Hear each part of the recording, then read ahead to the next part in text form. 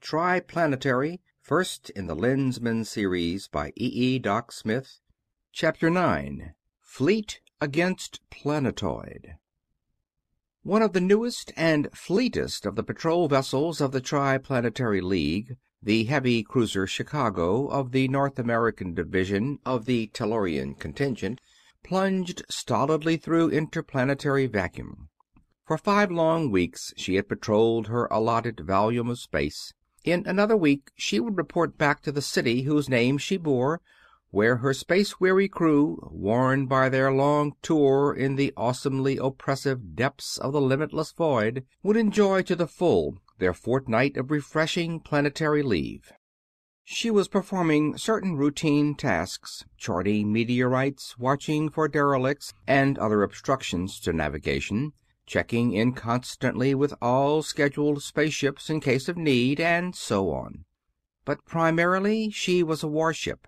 She was a mighty engine of destruction, hunting for the unauthorized vessels of whatever power or planet it was that had not only defied the Triplanetary League, but was evidently attempting to overthrow it, attempting to plunge the 3 planets back into the ghastly sink of bloodshed and destruction from which they had so recently emerged. Every spaceship within range of her powerful detectors was represented by 2 brilliant, slowly moving points of light, one upon a greater micrometer screen, the other in the tank, the immense 3-dimensional, minutely cubed model of the entire solar system. A brilliantly intense red light flared upon a panel, and a bell clanged brazenly the furious signals of the sector alarm. Simultaneously, a speaker roared forth its message of a ship in dire peril. "Sector alarm, NAT Hyperion, gassed with V2. Nothing detectable in space but—" The half-uttered message was drowned out in a crackling roar of meaningless noise. The orderly signals of the bell became a hideous clamor, and the 2 points of light which had marked the location of the liner disappeared in widely spreading flashes of the same high-powered interference. Observers, navigators, and control officers were alike dumbfounded. Even the captain, in the shell-proof, shock-proof, and doubly ray-proof retreat of his conning compartment, was equally at a loss. No ship or thing could possibly be close enough to be sending out interfering waves of such tremendous power, yet there they were. "Maximum acceleration straight for the point where the Hyperion was when her tracers went out," the captain ordered, and through the fringe of that widespread interference he drove a solid beam, reporting concisely to GHQ. Almost instantly the emergency call-out came roaring in. Every vessel of the sector, of whatever class or tonnage, was to concentrate upon the point in space where the ill-fated liner had last been known to be. Hour after hour, the great globe drove on at maximum acceleration, captain and every control officer alert and at high tension. But in the quartermaster's department, deep down below the generator rooms, no thought was given to such minor matters as the disappearance of a Hyperion. The inventory did not balance, and 2 QM privates were trying, profanely and without success, to find the discrepancy. "Charge calls from Mark 12 Lewistons, none requisitioned, on hand 18,000... The droning voice broke off short in the middle of a word, and the private stood rigid, in the act of reaching for another slip, every faculty concentrated upon something imperceptible to his companion. "Come on, Cleve, snap it up," the second commanded, but was silenced by a vicious wave of the listener's hand. "What?" the rigid one exclaimed. "Reveal ourselves? Why, it's... Oh, all right. Oh, that's it. Uh-huh. I see. Yes. I've got it solid. So long." The inventory sheets fell unheeded from his hand, and his fellow privates stared after him in amazement as he strode over to the desk of the officer in charge. That officer also stared as the hitherto easygoing and gold-bricking Cleve saluted crisply, showed him something flat in the palm of his left hand, and spoke. "I've just got some of the funniest orders ever put out, Lieutenant. But they came from way, way up. I'm to join the brass hats in the center. You'll know about it directly, I imagine. Cover me up as much as you can, will you?" And he was gone. Unchallenged, he made his way to the control room, and his curt "Urgent report for the captain" admitted him there without question. But when he approached the sacred precincts of the captain's own and inviolate room, he was stopped in no uncertain fashion by no less a personage than the officer of the day. "And report yourself under arrest immediately," the O.D. concluded his brief but pointed speech. "You were right in stopping me, of course," the intruder conceded, unmoved. "I wanted to get in there without giving everything away if possible, but it seems that I can't. Well, I've been ordered by Virgil Samms to report to the captain at once. See this? Touch it." He held out a flat, insulated disc, cover thrown back to reveal a tiny golden meteor, at the sight of which the officer's truculent manner altered markedly. "I've heard of them, of course, but I never saw one before." And the officer touched the shining symbol lightly with his finger, jerking backward as there shot through his whole body a tingling surge of power, shouting into his very bones an unpronounceable syllable, the password of the Triplanetary Service. "Genuine or not, it gets you to the captain.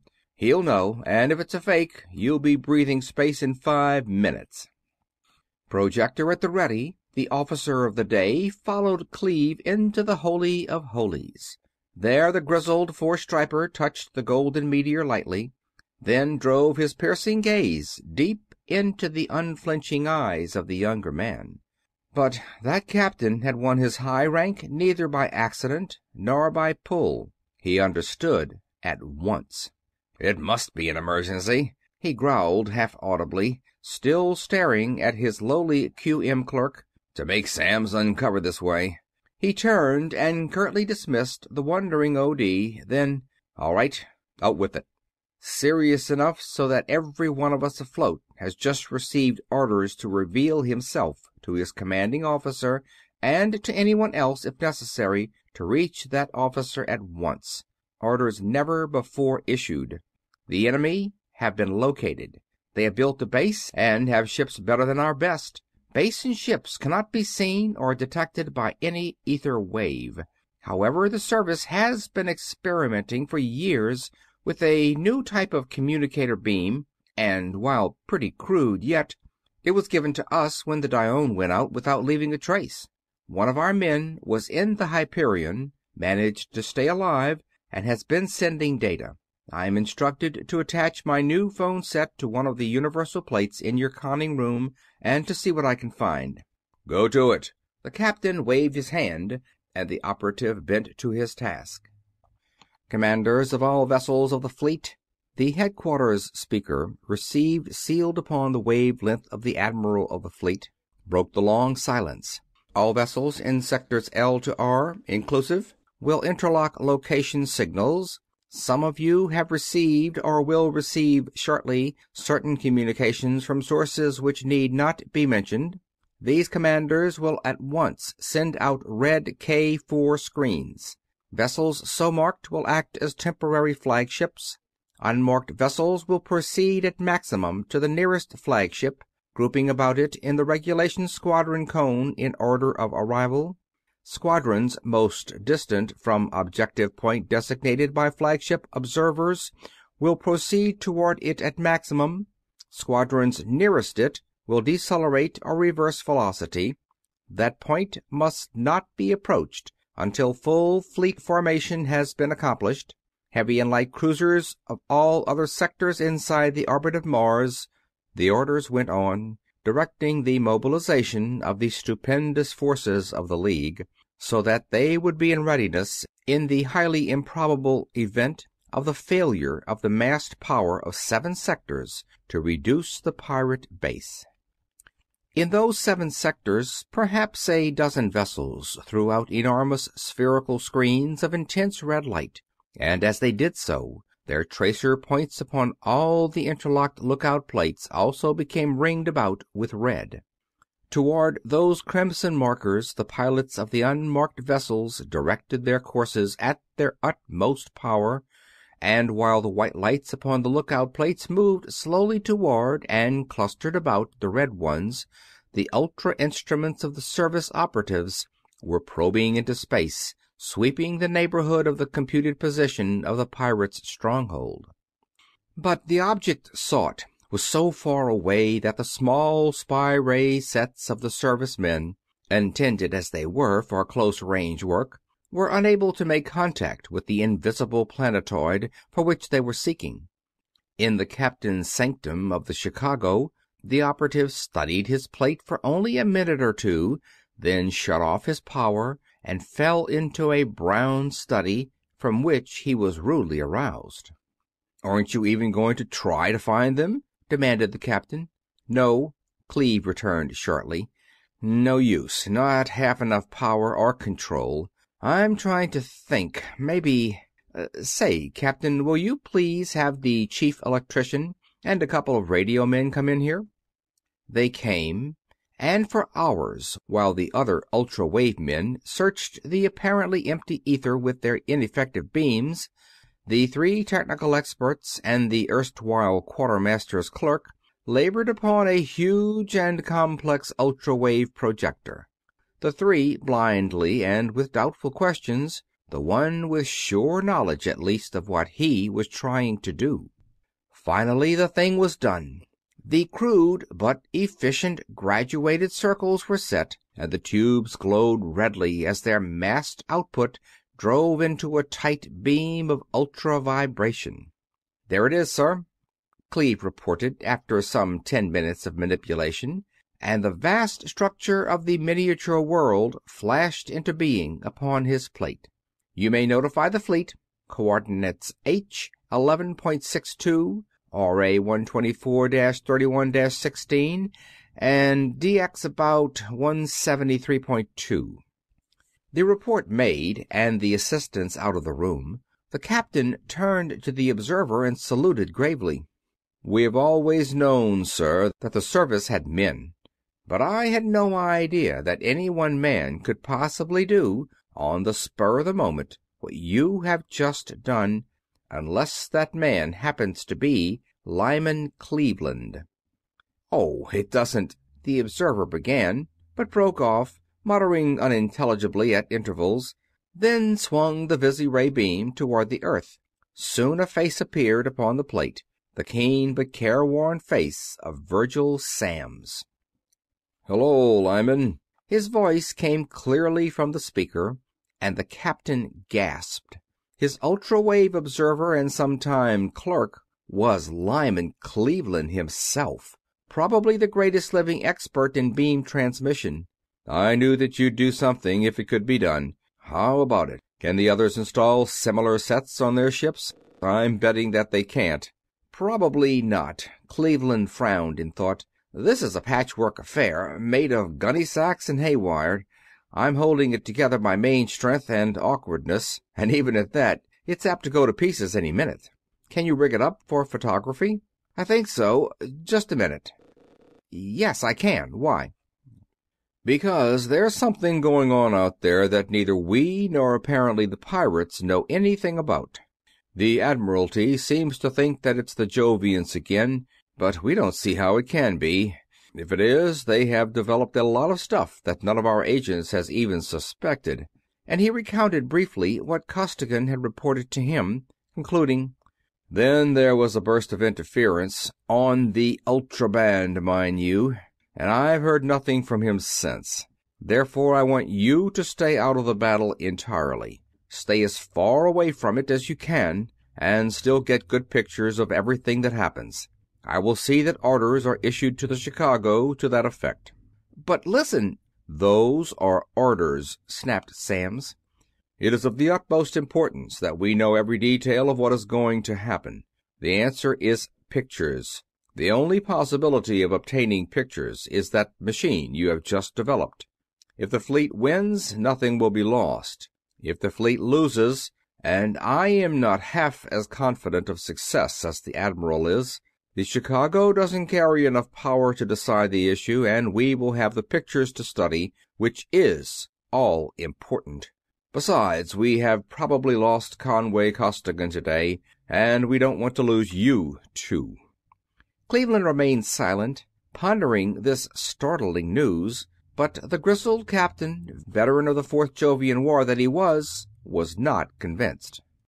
"We'll blow them out of space, Mr. Samms," he declared. "You just think you will, Captain. I have suggested, as forcibly as possible, that the general attack be withheld until after a thorough investigation is made, but the Admiralty will not listen. They see the advisability of withdrawing a camera ship, but that is as far as they will go." "And that's plenty far enough," growled the Chicago's commander, as the beam snapped off. "Mr. Cleveland, I don't like the idea of running away under fire, and I won't do it without direct orders from the Admiral." "Of course you won't. That's why you are going—" He was interrupted by a voice from the headquarters speaker.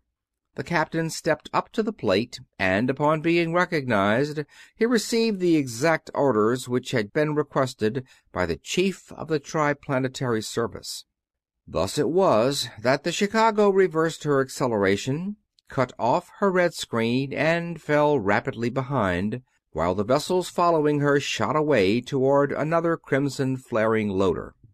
Farther and farther back she dropped, back to the limiting range of the mechanism upon which Cleveland and his highly trained assistants were hard at work.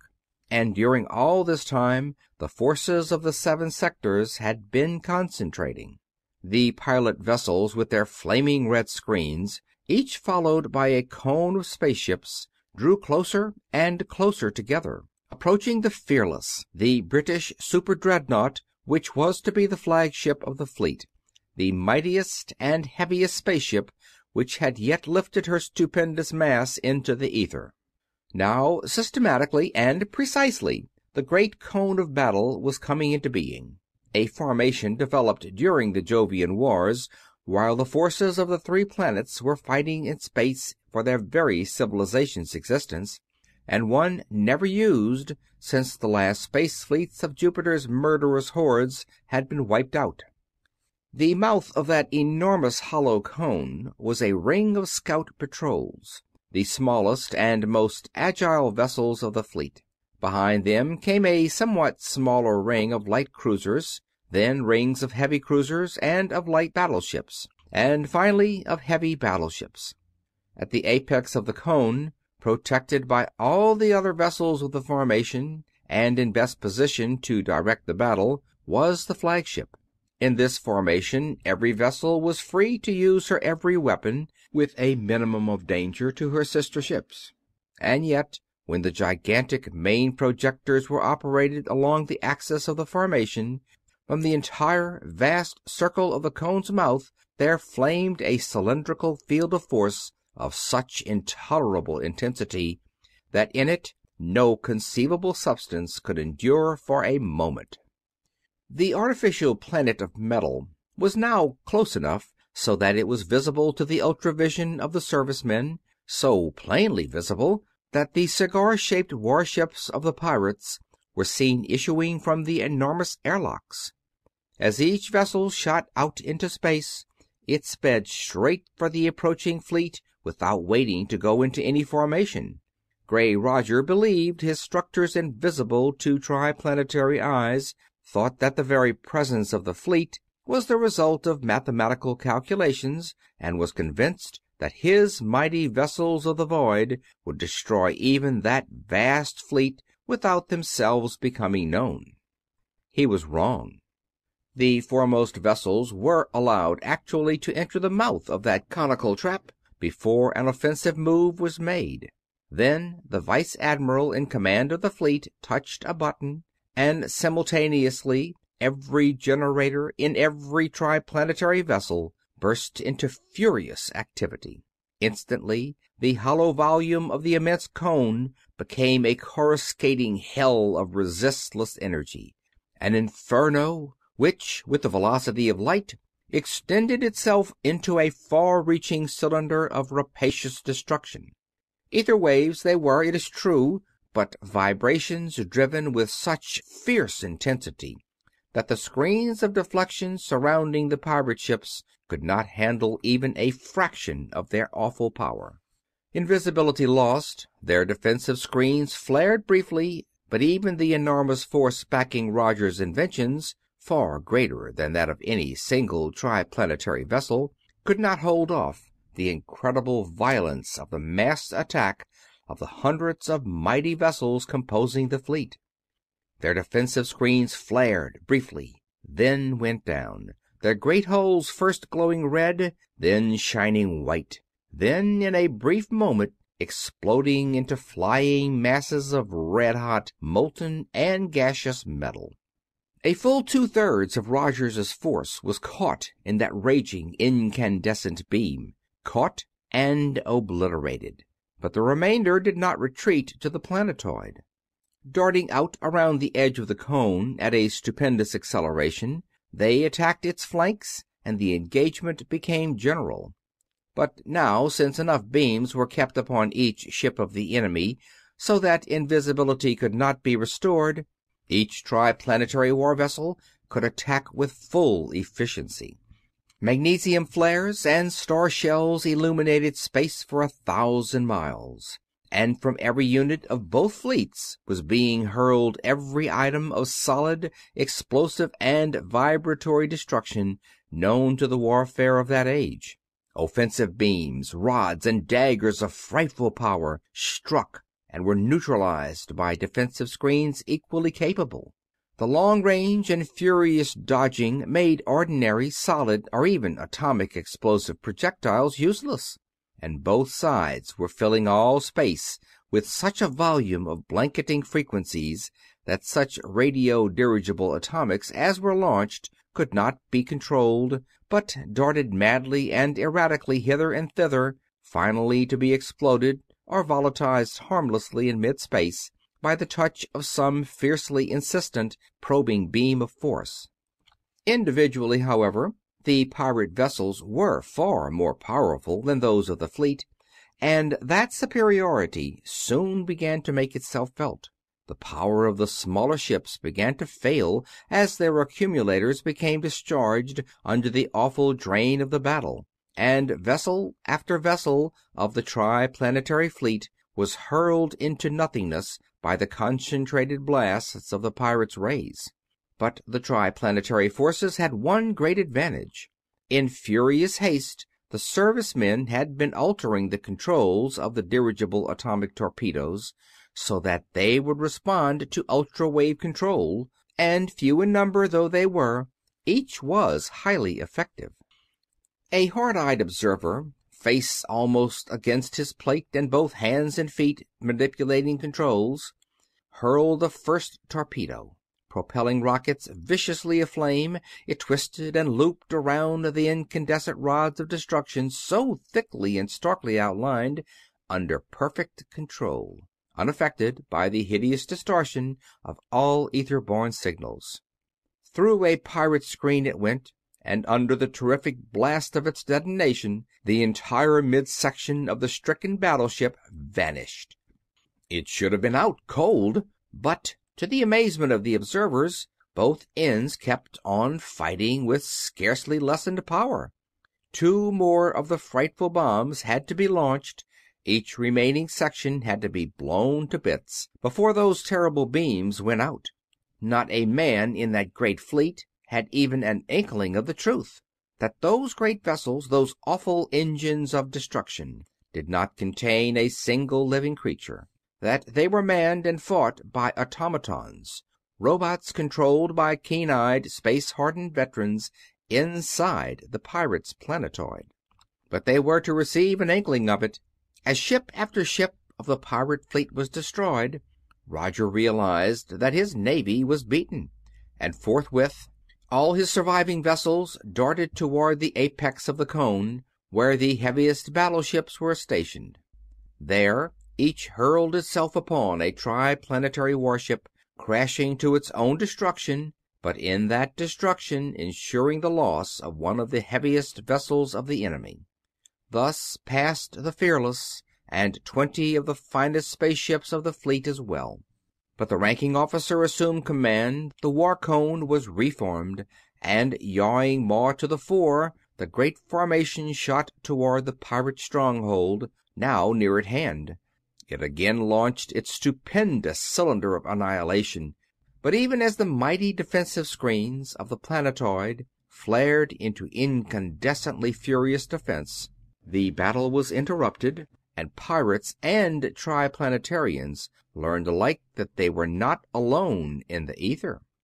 Space became suffused with a redly impenetrable opacity, and through that indescribable pall there came reaching huge arms of force, incredible, writhing, coruscating beams of power which glowed a baleful, although almost imperceptible, red.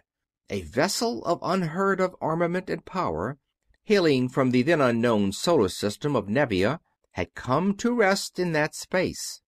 For months her commander had been searching for one ultra-precious substance. Now his detectors had found it, and feeling neither fear of Triplanetarian weapons nor reluctance to sacrifice those thousands of Triplanetarian lives, he was about to take it. End of chapter 9.